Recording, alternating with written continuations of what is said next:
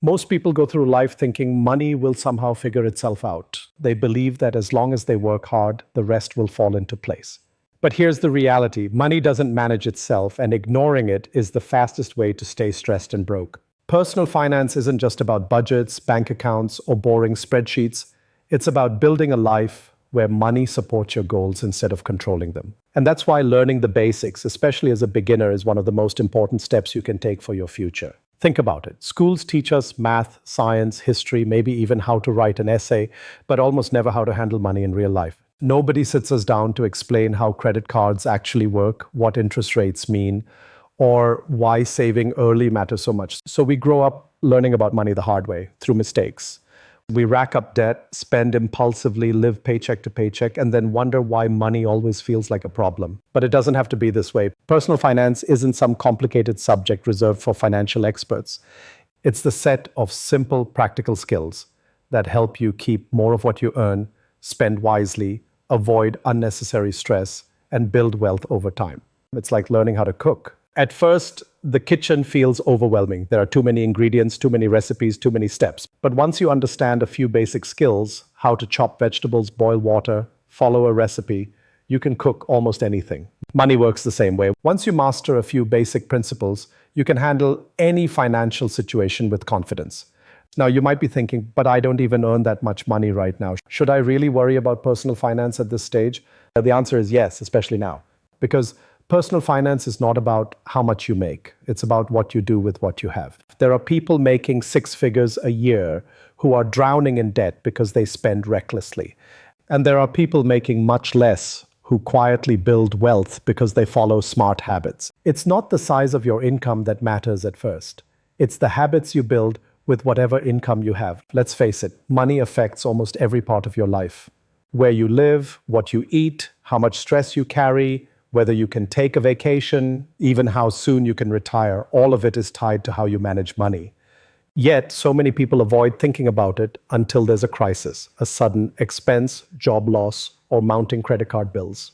Then they panic. Learning personal finance basics before those emergencies happen is like learning how to swim before falling into the water. It gives you control, confidence, and options. Here's something else most beginners don't realize. Financial freedom doesn't happen overnight. It's not about winning the lottery or making one lucky investment. It's about small, consistent steps over time. Learning to save a little each month. Tracking your spending so you actually know where your money goes. Avoiding bad debt, setting goals, investing early, even if it's just a tiny amount at first. These small decisions build on each other like bricks in a wall until one day you have a solid financial foundation that protects you for life. But before we dive into all the practical steps, we need to understand why this really matters. Money itself isn't the goal. Nobody dreams about piles of cash just sitting in a bank account. The real goal is what money gives you: security, freedom, and choices. It's being able to handle emergencies without panic. It's having the freedom to take a trip, change careers, or retire early because you planned ahead. It's sleeping better at night because you're not worried about the next bill. When you control your money, you control your life. And here's the best part: you don't need to be a math genius or a Wall Street expert to get there. You just need a simple system and the discipline to stick with it. That's what this guide is about. Taking you from confused and overwhelmed to confident and in control, step by step, starting with the absolute basics. By the end of this journey, you'll see personal finance not as something scary or complicated, but as a powerful tool anyone can master. And the earlier you start, the bigger the impact it has on your life. Because money mistakes compound over time, but so do smart money decisions. The sooner you learn, the sooner you win.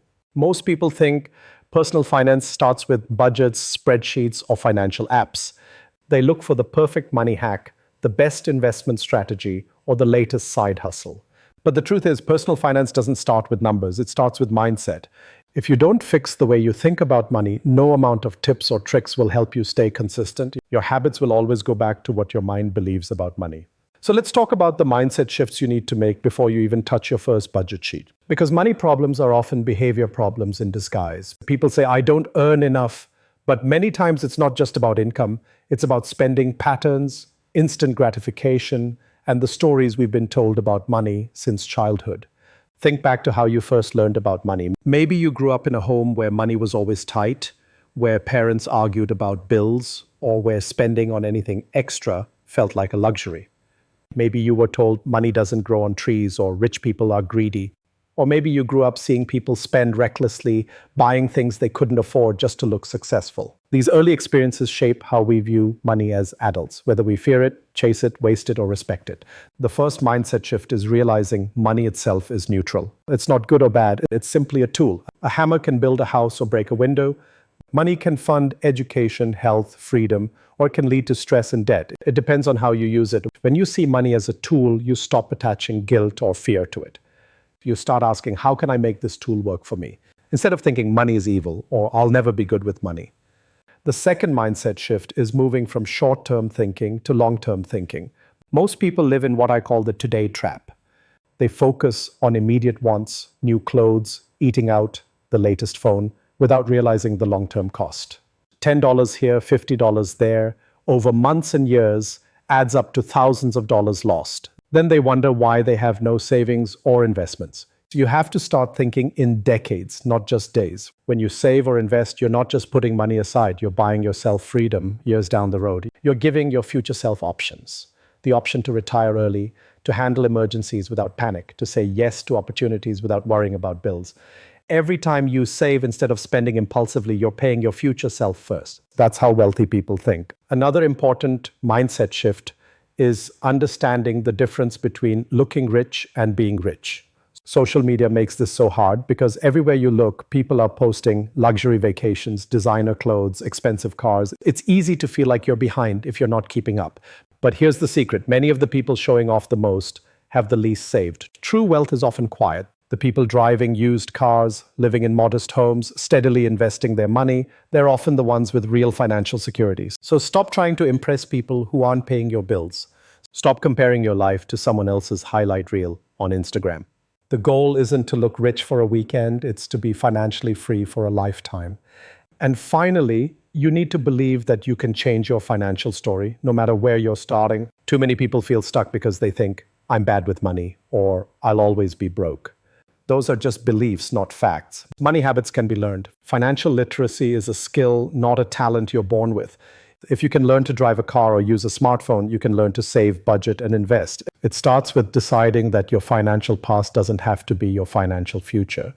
This mindset shift is powerful because once you believe change is possible, you start looking for solutions instead of excuses. You start seeing opportunities where before you saw only obstacles.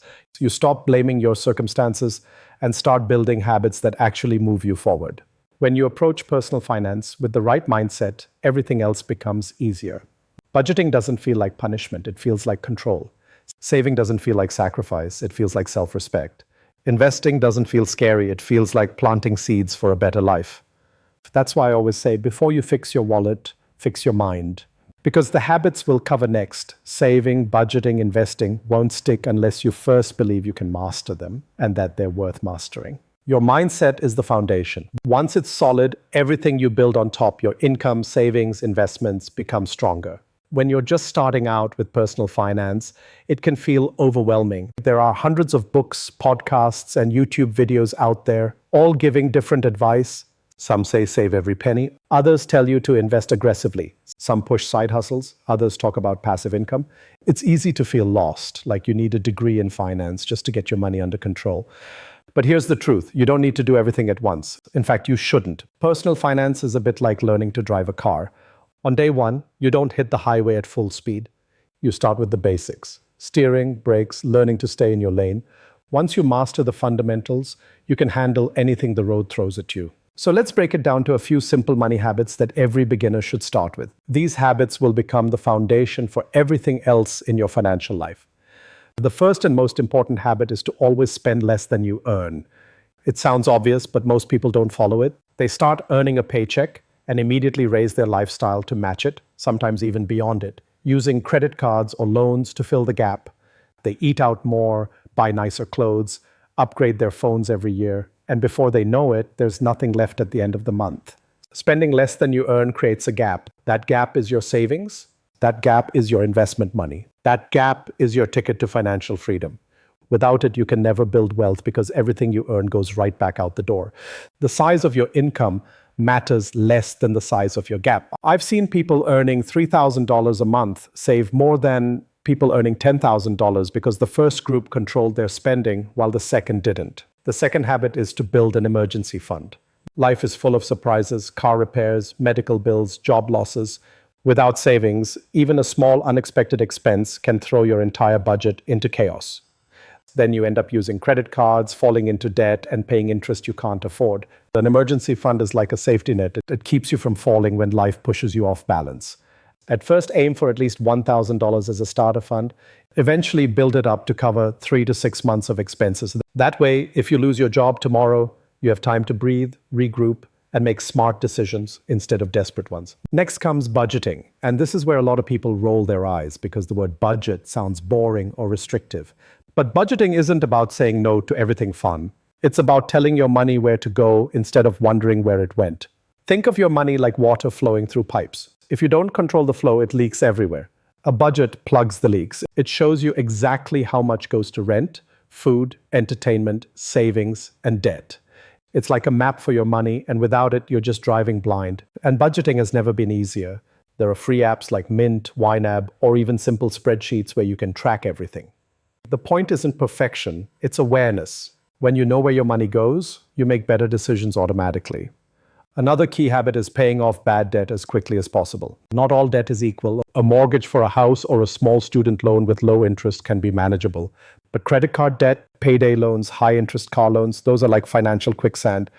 The longer you carry them, the harder it gets to climb out because interest piles up like a snowball rolling downhill. Focus on clearing these debts first. Use methods like the debt snowball, where you pay off the smallest balance first for quick wins, or the debt avalanche, where you tackle the highest interest rate first to save money. Whichever you choose, the goal is the same. Break free from the cycle of borrowing, so more of your money belongs to you, not the bank. Finally, start saving and investing, even if it's a tiny amount. Many beginners wait until they earn more money before they save, but that's a trap. If you can't save when you make a little, you won't magically start saving when you make more. Lifestyle inflation will eat up your extra income unless saving becomes a habit now. Even $20 a month is enough to begin. Open a savings account. Start a retirement account like a 401k or IRA if you're in the US. Use simple investment platforms that make it easy for beginners. The point is to build the habit first, not to wait for the perfect moment or the perfect amount. These core habits, spending less than you earn, building an emergency fund, budgeting, paying off bad debt, and saving regularly, are the building blocks of financial security. They might sound simple, but simple doesn't mean easy. It takes discipline, it takes consistency. But if you master just these basics, you'll already be ahead of most people who never learn them at all. And here's the secret nobody tells you. Money habits are like dominoes. Once you knock over the first one, the others start falling into place. Spending less gives you money to save. Saving builds your emergency fund. Having savings keeps you out of debt. Staying out of debt frees up money to invest. It all connects. That's why personal finance isn't about doing 100 things right. It's about doing a few things right consistently. Master these habits, and you create a foundation so strong that even if life throws you financial curveballs, you'll stay standing. By now, you've learned why personal finance matters, how to build the right mindset, and the core habits that form the backbone of financial success. But here's the thing, knowledge alone doesn't change your life. Action does. And for beginners, the best action plan isn't complicated. It doesn't require a fancy spreadsheet, a financial degree, or hours of research every week.